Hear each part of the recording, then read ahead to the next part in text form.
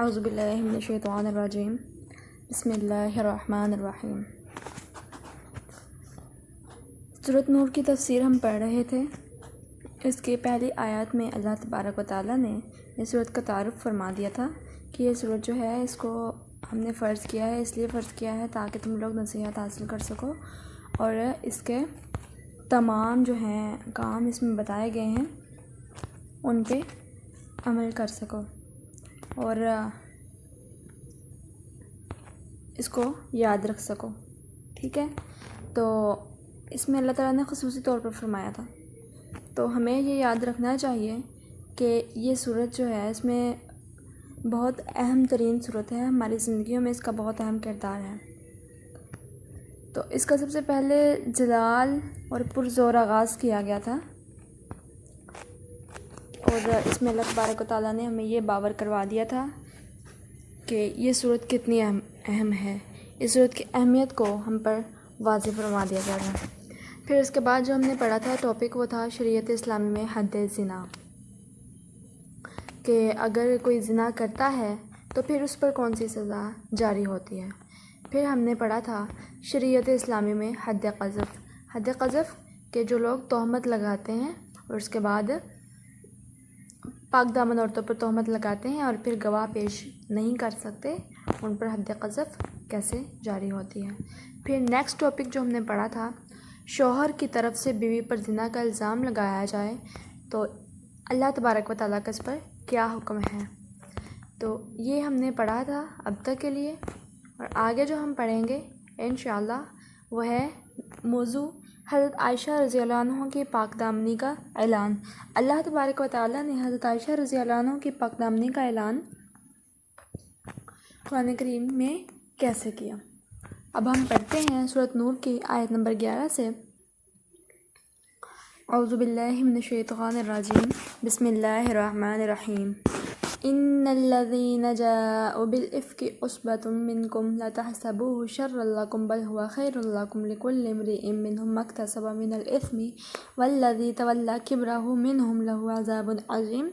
جو لوگ یہ بہت بڑا بہتان باندھ لائے ہیں یہ بھی تم میں سے ہی ایک گروہ ہے، تم اسے اپنے لیے برا نہ سمجھو بلکہ یہ تو تمہارے حق میں بہتر ہے۔ ہاں، ان میں سے ہر ایک شخص پر اتنا گناہ ہے جتنا اس نے کمایا ہے، اور ان میں سے جس نے اس کے بہت بڑے حصے کو سر انجام دیا ہے اس کے لیے عذاب بھی بہت ہی بڑا ہے۔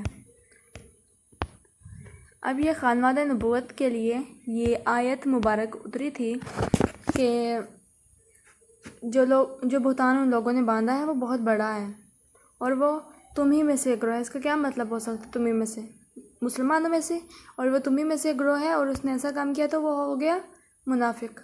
تم اسے اپنے لیے برا نہ سمجھو بلکہ یہ تو تمہارے حق میں بہتر ہے۔ بہتر کیسے ہوا؟ اللہ تبارک و تعالیٰ نے قرآن کریم میں ان کا ہمیشہ کے لیے ذکر فرما دیا۔ ہر ایک شخص پر اتنا گناہ ہے جتنا اس نے کمایا، اور ان میں سے جس نے اس کے بہت بڑے حصے کو سر انجام دیا اس کے لیے عذاب بھی بہت بڑا ہے۔ اب ہم اس کی تفسیر کی طرف چلتے ہیں۔ یہاں سے آیت نمبر 26 تک جس واقعے کی طرف اشارہ ہے اس کا پس منظر یہ ہے کہ حضرت صلی اللہ علیہ وآلہ وسلم کے مدینہ منورہ تشریف لانے کے بعد اسلام کو جو تیز رفتار فروغ حاصل ہوا اس پر کفر کی طاقتیں دانت پیس رہی تھیں۔ خود مدینہ منورہ میں ان منافقوں کا ایک گروہ موجود تھا جو زبان سے تو اسلام لے آئے تھے لیکن ان کے دلوں میں حضرت صلی اللہ علیہ وآلہ وسلم اور صحابہ رضی اللہ عنہما کے خلاف کینہ بھرا ہوا تھا، اور وہ مسلمانوں کو بدنام کرنے اور تکلیف پہنچانے کا کوئی موقع چھوڑتے نہیں تھے۔ اسی زمانے میں غزوہ بنو المستلق پیش آیا جس میں ام المومنین حضرت عائشہ رضی اللہ عنہا بھی حضرت صلی اللہ علیہ وآلہ وسلم کے ساتھ تھیں۔ واپسی کے سفر میں ایک جگہ پڑاؤ ڈالا گیا تو حضرت عائشہ رضی اللہ عنہ کا ایک ہار گم ہو گیا اور وہ اس کی تلاش میں جنگل کی طرف نکل گئیں۔ حضرت صلی اللہ علیہ وآلہ وسلم کو اس واقعے کا علم نہیں تھا، اس لیے آپ نے لشکر روانہ ہونے کا حکم دے دیا، اور جب حضرت عائشہ رضی اللہ عنہ واپس آئیں تو قافلہ جا چکا تھا۔ اللہ تعالیٰ نے انہیں ذہانت اور تحمل کا غیر معمولی مقام عطا فرمایا تھا۔ وہ پریشان ہو کر ادھر ادھر جانے کے بجائے اسی جگہ بیٹھ گئیں جہاں سے روانہ ہوئی تھیں، کیونکہ انہیں یقین تھا کہ حضرت صلی اللہ علیہ وآلہ وسلم کو جب ان کی غیر موجودگی کا احساس ہوگا تو آپ ان کی تلاش میں اسی جگہ یا تو خود تشریف لائیں گے یا کسی کو بھیجیں گے۔ قافلے کا ایک دستور یہ بھی تھا کہ ایک شخص کو قافلے کے بالکل پیچھے اس طرح رکھا جاتا تھا کہ قافلے کی روانگی کے بعد وہ یہ دیکھتا ہوا آئے کہ کوئی چیز گری پڑی تو نہیں رہ گئی ہے۔ اس قافلے میں اپنے حضرت صفوان بن معطل رضی اللہ عنہ کے اس کام پر مقرر فرمایا تھا۔ وہ جب اس جگہ سے گزرے جہاں حضرت عائشہ رضی اللہ عنہ بیٹھی ہوئی تھیں تو انہیں اس سانحے کا علم ہوا، اور پھر انہوں نے اپنا اونٹ ام المومنین کو پیش کیا، جس پر سوار ہو کر وہ مدینہ منورہ پہنچ گئے۔ اس واقعے کو منافقین کے سردار عبداللہ بن ابی نے ایک بتنگڑ بنا لیا کہ حضرت عائشہ رضی اللہ عنہ نے تنہا صفوان بن معطل رضی اللہ عنہ کے ساتھ سفر کیا ہے، اور اس کی وجہ سے آپ پر وہ گھناؤنی تہمت لگائی جسے زبان سے نکالنا بھی غیرت مند مسلمان کے لیے مشکل ہے۔ عبداللہ بن نبی نے اس تہمت کو اتنی شہرت دی کہ 2-3 سادہ لوگ مسلمان بھی اس کے فریب میں آ گئے، اور اس طرح کئی دن تک یہ بے سروپا باتیں لوگوں میں پھیلائی جاتی رہیں۔ بالآخر سورۃ نور کی آیات نازل ہوئیں جنہوں نے حضرت عائشہ رضی اللہ عنہ کی مکمل برت ظاہر کرنے کے ساتھ ان لوگوں کو سخت وعیدیں سنائی جو اس سازش کے کرتا دھرتا تھے۔ یعنی اگرچہ بظاہر یہ واقعہ بڑا تکلیف دہ تھا، لیکن انجام کے لحاظ سے تمہارے حق میں بہتر ہی بہتر ہے۔ اول تو اس لیے کہ اس کے ذریعے وہ لوگ بے نقاب ہو گئے جو خانوادہ نبوت کے خلاف سازشیں کرتے تھے۔ دوسرے، حضرت عائشہ رضی اللہ عنہ کا مقام بلند لوگوں پر ظاہر ہوا۔ تیسرے، اس واقعے سے مسلمانوں کو جو تکلیف پہنچی اس پر انہیں بڑا ثواب ہوا۔ اس کے بعد ذکر کیا جاتا ہے کہ جو انسان جس نے بہت زیادہ کیا تھا گناہ، جس کا بہت زیادہ حصہ تھا اس بہتان میں، اس کو سزا بھی بہت زیادہ دی جائے گی۔ اس سے مراد منافقوں کا سردار عبداللہ بن ابی ہے جس نے یہ ساری سازش تیار کی تھی۔ آیت نمبر 12 میں اللہ تبارک و تعالیٰ فرماتے ہیں، اسے سنتے ہی مومن مردوں عورتوں نے اپنے حق میں نیک گمانی کیوں نہ کی اور کیوں نہ کہہ دیا کہ یہ تو کھلم کھلا صریح بہتان ہے۔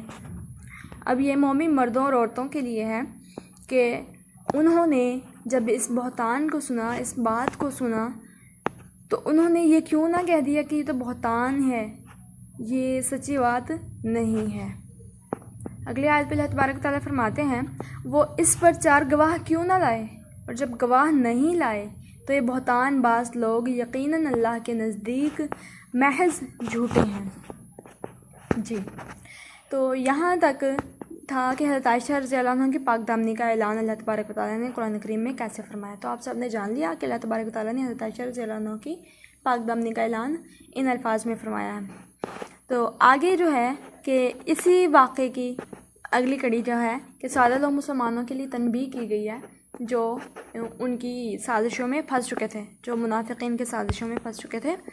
تو اللہ تبارک و تعالیٰ فرماتے ہیں، اگر اللہ تعالیٰ کا فضل و کرم تم پر دنیا اور آخرت میں نہ ہوتا تو یقیناً تم نے جس بات کے چرچے شروع کر رکھے تھے اس بارے میں تمہیں بہت بڑا عذاب پہنچتا۔ جی ہاں، اگلی آیت میں اللہ تبارک و تعالیٰ فرماتے ہیں، جب کہ تم سے اپنی زبانوں سے نقل در نقل کرنے لگے اور اپنے منہ سے وہ بات نکالنے لگے جس کی تمہیں متعلق خبر نہ تھی، گو تم اسے ہلکی بات سمجھتے رہے، لیکن اللہ تعالیٰ کے نزدیک وہ بہت بڑی بات تھی۔ اگرچہ اکثر مخلص مسلمان اس تہمت کو جھوٹ ہی سمجھتے تھے، لیکن مجلسوں میں اس کا تذکرہ ہونے لگا تھا۔ اس آیت مبارکہ میں بتایا کہ اس طرح کی بے بنیاد اور بے دلیل باتوں کا تذکرہ کرنا بھی جائز نہیں ہے۔ اگلی آیت میں اللہ تبارک و تعالیٰ فرماتے ہیں، تم نے ایسی بات کو سنتے ہی کیوں نہ کہہ دیا کہ ہمیں ایسی بات منہ سے نکالنی بھی لائق نہیں۔ یا اللہ تو پاک ہے، یہ تو بہت بڑا بہتان ہے اور تہمت ہے۔ اب اگر اس آیت کو ہم اپنی موجودہ زندگی میں بھی اپلائی کرتے ہیں نا تو اس کا بہت بڑا فائدہ ہے۔ ہم اس صورت کو پڑھ کیوں رہے ہیں، اللہ تبارک و تعالیٰ نے اس صورت کو نازل کیوں فرمایا؟ سب سے پہلے اللہ تبارک و تعالیٰ نے فرما دیا تھا کہ یہ صورت جو ہے بہت اہم ہے، اس کی اہمیت اور فرضیت ہمارے اوپر واضح فرما دی تھی۔ تو اگر کوئی آج کے دور میں ہم کوئی ایسی بات سنتے ہیں جس کو ہمیں سننا نہیں چاہیے، جو کہ اس لائق ہے ہی نہیں کہ اس کو ہم اتنی امپورٹنس دیں، اس کو اہمیت دیں، تو آپ اس کو منہ سے نہ نکالیں، کیونکہ وہ بات اس قابل ہے ہی نہیں۔ اور پھر جیسے یہ نیچے سکھایا کہ ہمیں یا اللہ تو پاک ہے، یہ تو بہت بڑا بہتان ہے اور تہمت ہے۔ اگلی آیت مبارکہ میں اللہ تبارک و تعالیٰ فرماتے ہیں، اللہ تعالیٰ تمہیں نصیحت کرتا ہے، پھر کبھی بھی ایسا کام نہ کرنا اگر تم سچے مومن ہو۔